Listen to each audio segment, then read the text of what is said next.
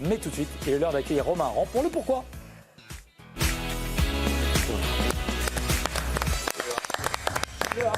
Il est là. Bonjour Benoît, bonjour tout le monde. Bonjour. L'équipe a 80 ans, vous le savez, on en parle Oui. déjà depuis quelques jours. Et bien nous, on va continuer de consacrer nos pourquoi à cette maison, à cette belle maison qu'est l'équipe du coup. Et ça fait plaisir parce qu'en plus, si la direction regarde une petite augmentation, c'est pas de refus.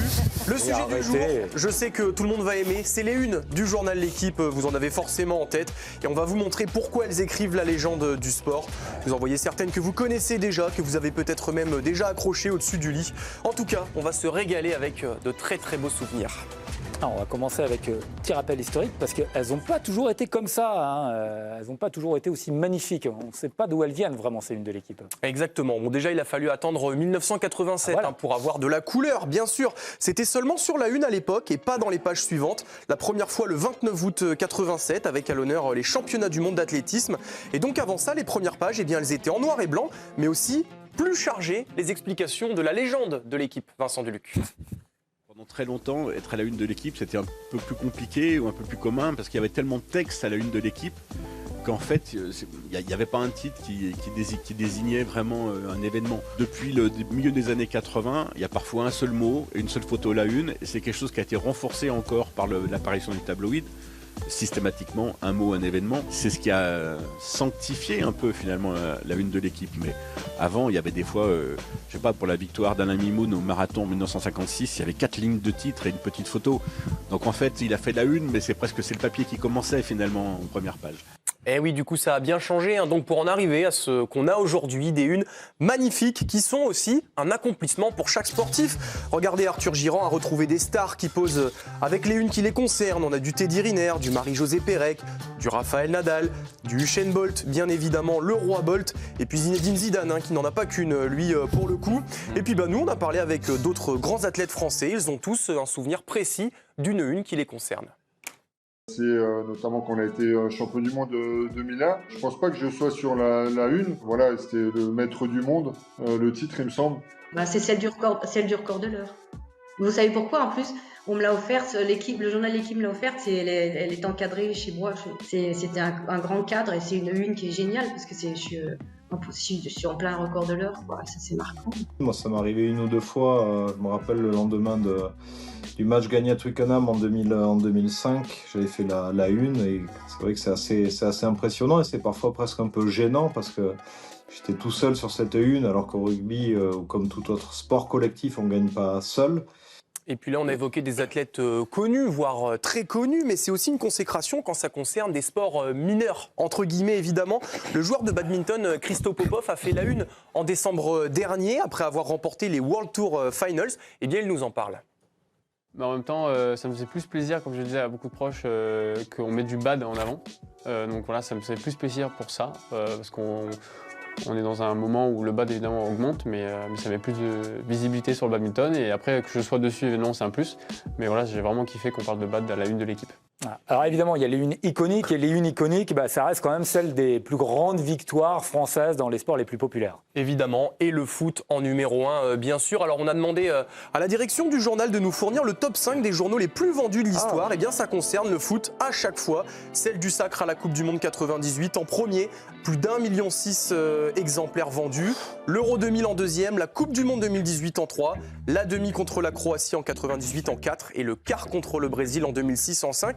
Et alors pour en revenir à la une légendaire de 1998, eh bien les plus observateurs auront peut-être remarqué qu'il n'y a nulle part dans le journal la photo des Bleus qui soulèvent la Coupe du Monde au Stade de France. Et surtout pas en une d'ailleurs, alors que ça semblerait, on va dire, logique. Eh bien Jérôme Bureau, le directeur des rédactions de l'époque, nous explique cette histoire.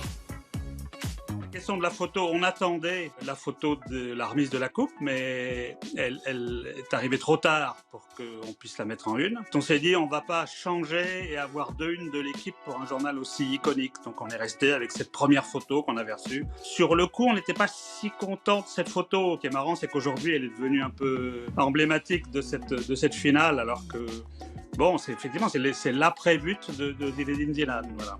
Et le titre, alors moi, je sais pas, je dirais qu'il s'est imposé très vite. Eh oui, comme quoi ça tient parfois à pas grand-chose, effectivement. Alors, autre une au pluriel qui fonctionne plutôt bien, malheureusement, on va devoir être un peu cynique, c'est quand il y a des décès de certaines légendes du sport. L'esthétisme des unes de l'équipe, notamment celle des nécrologies, aujourd'hui est vraiment rentré dans les mémoires. Il était le jeu de Cruyff, Dieu est mort de Maradona, voilà, ou la mort de Pelé. Voilà, c'est vraiment quelque chose qui rentre vraiment dans les mémoires. Alors il faut être honnête, dans la presse française, c'est un peu Libération qui a amené cette culture du jeu de mots à la une et de la photo. Mais là, aujourd'hui, effectivement, c'est un vrai savoir-faire de l'équipe et c'est quelque chose qui reste. Je connais beaucoup de gens qui gardent la une de l'équipe à cause de ça. Alors sur les retraites aussi, le journal est souvent très inspiré. D'ailleurs, je vais pas être très cool parce que je vais encenser le journal L'Équipe, mais je vais aussi un petit peu dézinguer la concurrence étrangère. Mais vous allez comprendre. Vous vous souvenez de cette une sublime quand Rafael Nadal a annoncé sa retraite? Eh bien, regardez ce qu'a fait Marca, journal espagnol, le même jour. Personnellement, j'ai choisi mon camp sur la une que je préfère et je suis pas le seul parce que j'avais été voir sur les réseaux sociaux et ça faisait un petit peu jaser en Espagne. Il y avait pas mal de critiques en mode bon, on est un journal espagnol, on a un peu pris une leçon dommage, alors que c'est un athlète espagnol, ils étaient quand même un peu deg, globalement. Ben oui, mais les unes de l'équipe, d'ailleurs, ce genre de une, elle s'arrache. Et oui, au point que c'est parfois très difficile d'en trouver. Je pense que ça nous est tous déjà arrivé d'aller au tabac, par exemple, le lendemain d'un gros événement, par exemple d'un gros match de l'équipe de France, et de ne pas trouver l'équipe parce qu'ils se font dévaliser, tout simplement. Nous, ça nous arrive même dans les locaux, de toute façon. Parfois, on ne trouve pas, en tout cas, certaines éditions. Mais d'ailleurs, à ce sujet, sur le fait de dévaliser, c'est Christo Popov, le badiste, qui nous racontait une anecdote sympa. Il y a mon père qui a essayé de récupérer tous les exemplaires possibles déjà à l'aéroport de CDG dans tous les relais. Mais du coup, il a tout récupéré. Il n'y en avait plus à la vente. Et ma copine qui a essayé également à la maison à Fos-sur-Mer d'aller récupérer dans tous les commerces qui vendaient la presse. Mais c'était pas du coup moi qui étais sur la une, mais l'OM à cause de la une régionalisée. Bon, c'est vrai que c'est important aussi. L'entourage fait quand même le chiffre de l'équipe quand ça concerne certains sportifs. On les remercie. Et on en parle depuis le début pour les 80 ans de l'équipe. Voilà, l'équipe fait l'actualité et l'actualité parfois c'est aussi des unes qui sont iconiques parce qu'elles sont polémiques. Et oui, ça déchaîne les passions. Alors parfois c'est justifié, parfois non. En tout cas, on en a ressorti quelques-unes qui ont défrayé la chronique. Évidemment, celle de la Coupe du Monde 2010 avec les propos de Nicolas Anelka et Raymond Domenech, rapportés par le journal L'Équipe. Je cite évidemment, va te faire enculer, sale fils de pute. Bon là, ça a été un tollé national, un débat de société même. Il y a aussi celle de 98, peu avant la Coupe du Monde, le jour de l'annonce de la liste, le célèbre « Et on joue à 13 ». Donc pour resituer, Aimé Jacquet avait en fait annoncé une liste de 28 joueurs au lieu des 22 attendus. Et l'équipe s'était un peu moquée du sélectionneur des Bleus, ça avait fait beaucoup parler. Du coup, on a posé la question au responsable de l'époque, Jérôme Bureau. Ah, c'était de l'humour, hein. Je rappelle qu'il y avait un point d'interrogation, hein. C'était pas une affirmation, c'était une question que posait la une. Un peu, oui, c'était pour rigoler. Ça avait pas plu à l'encadrement de l'équipe de France. Voilà, c'est vrai qu'on se foutait un peu de leur gueule en titrant ça. Voilà, on va pas dire le contraire. Mais je pense que ça a fait rire beaucoup plus de monde que ça m'en a choqué. Et oui, il faut quand même ménager les susceptibilités, évidemment. Aujourd'hui, c'est encore pire avec les réseaux sociaux. Il y a aussi les sportifs qui se plaignent de ne pas être en une, par exemple. Ça arrive assez régulièrement. C'est un autre problème, mais en tout cas, si ça suscite ce genre de tension, c'est parce que ça fait rêver. La une de l'équipe pour des athlètes professionnels, eh bien, c'est un petit peu leur Joconde. Et puis pour les sportifs du dimanche comme nous, c'est une attente et un plaisir qui ne disparaîtront jamais. Exactement. Merci Romain. Superbe. Ça, c'est Arthur Girand et Baptiste Vautier. Exactement, vous avez raison de les citer parce que c'est un formidable travail. Et on s'est régalé juste en envoyant ces unes. Je vais faire un petit tour de table, mais voilà, Swan par exemple, la une pour vous, la une iconique de l'équipe. Peut-être que vous avez encadré d'ailleurs chez vous, je ne sais pas si. Elle jonchait les murs de ma chambre, une de l'équipe de manière générale. Mais j'avoue que j'ai un faible aujourd'hui, Vincent en parlait, mais pour les nécros et celle de Cruyff en particulier. Celle de Cruyff, ça reste pour vous la référence? Ouais, il y a tout, la photo, le titre, ça avait fini de me convaincre. Ouais. C'est vrai que la photo est magnifique et même la couleur qui ressort, c'est superbe. Nabil, vous? Moi, pareil, je ne vais pas être très, très original, mais j'en ai une chez moi qui est encadrée dans mon salon, entre guillemets, parce qu'il y a la puissance de la photo et aussi le sportif. Ouais. Et pour moi, quand il y a écrit le plus grand, ce n'est pas le plus grand boxeur de tous les temps, mais c'est le plus grand sportif de tous les temps. Et parfois, il y a des héros, on a besoin de héros, et je trouve que lui, c'est un vrai héros dans tous les sens du terme. Et puis, il y a la puissance de la photo, le choix aussi de la couleur, en noir et blanc, sa main et son regard qui vous happe. Voilà. sorti en 2016, voilà, au moment du décès de Mohamed Ali. Voilà, c'est cette photo qui est magnifique. Jérôme, vous êtes aussi dans les nécros ou c'est un souvenir Bon, merci, pas encore. Non. Choisissez votre photo. Choisissez votre photo. Vous me ferez savoir. Oh, la une de Jérôme Alonso, ça va être Jérôme. C'était Jérôme. Merci. Bonne gardien chanceux selon Vincent Deluc. Pour l'éternité. Ah ouais, ça reste. L'éternité, c'est classique parce que voilà, c'est une époque de ma vie où j'étais à Saint-Etienne, où on était très heureux, où c'était une période de ma vie où j'étais très heureux et j'ai pu voir cette Coupe du Monde à Saint-Etienne. Il y avait eu quelques matchs. Et puis j'étais en activité. C'est trois gars contre qui j'ai joué jeune et un peu le rêve inaccessible, tu vois, pour les gars de ma génération. Enfin, tu vois plein de choses et voilà. Donc pour moi, bon, évidemment, voilà, c'est là. Mais ce qui est génial, c'est vrai qu'à l'époque, je me rappelle pas m'être fait la réflexion, tiens, pourquoi il n'y a pas la photo avec la Coupe du Monde là, La Coupe du Monde 2018, par exemple, c'est cette photo-là. C'est une photo, on va dire, qu'on imagine un peu logique, quoi. Et c'est vrai qu'on s'était peut-être pas fait la réflexion. Et il fallait envoyer à l'imprimerie, tout simplement. Bah oui, bien sûr. Et il fallait envoyer tôt parce que le tirage était monumental. Et puis c'était un tel bazar dans Paris, en plus, pour envoyer la photo. Bon, là, il ne l'envoie pas en course. Et vous, Sébastien, c'est quoi? Récemment, j'ai beaucoup aimé Imagine, parce que je la trouvais sublime pour les Jeux Olympiques. Mais sinon, moi, c'est plutôt Maradona. Mais là encore, je rejoins pour Cruyff. Enfin, je la trouve magnifique. Et puis après, de toute façon, c'est toujours lié aussi à la sensibilité personnelle que l'on peut avoir avec les différents personnages du sport, évidemment. Bien sûr. Mais après, j'ai une que j'aime bien de 2010, c'est Les Imposteurs, avec un édito qui s'intitulait Trompette. D'accord. Ah ouais. C'était pas mal. On va essayer. C'était une autre époque. Il y a aussi les unes à connotation négative ou après un échec. Moi, je me rappelle en 93, inqualifiable. Oui. Après la Bulgarie. Oui, mais celle-là, tu sais que Cantona, en 95, il y a eu une qui avait été titrée Indéfendable quand il donne son coup de pied aux supporters de Crystal Palace. Il ne l'a jamais pardonné. Jamais. Vous pouvez demander. Mais c'est vrai, je l'ai entendu dans une interview dire indéfendable. Qui est indéfendable? C'est une histoire de justice. Il a fondamentalement raison dans ce qu'il dit.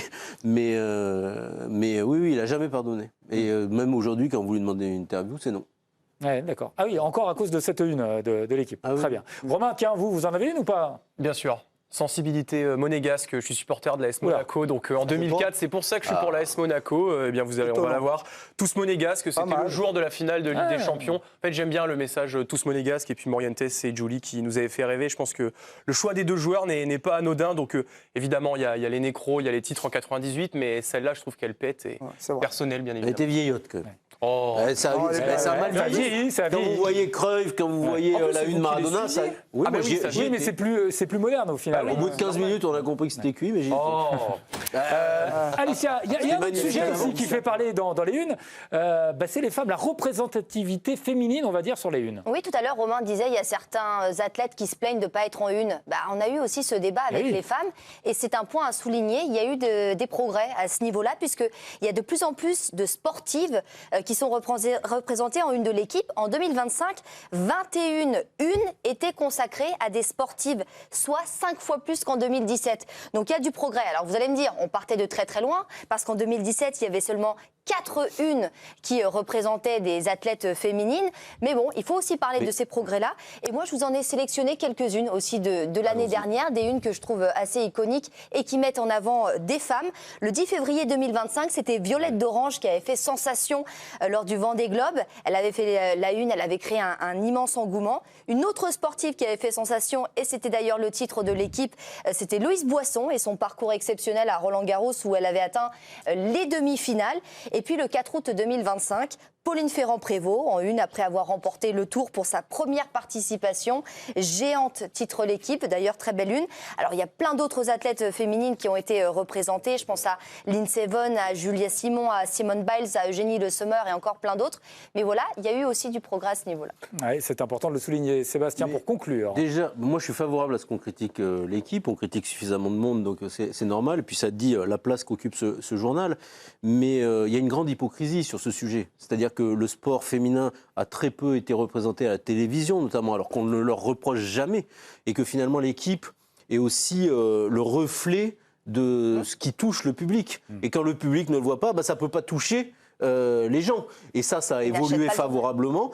Et là où il y a une hypocrisie absolue, c'est que moi je me rappelle de la Coupe du Monde des filles en 2011, si je ne dis pas de bêtises, c'était en Allemagne, Donc ça fait quand même 15 ans, parce que là, tu nous as montré des unes très récentes. Ouais. Et à l'époque, il y avait eu la finale de la Ligue des Champions aussi. Et à l'époque, le patron de cette année-là avait mis à la une les filles. Et franchement, même à l'intérieur de la rédaction, je pense qu'il y avait la moitié de la rédaction qui le regardait comme ça en disant « mais qu'est-ce qu'il fait ?»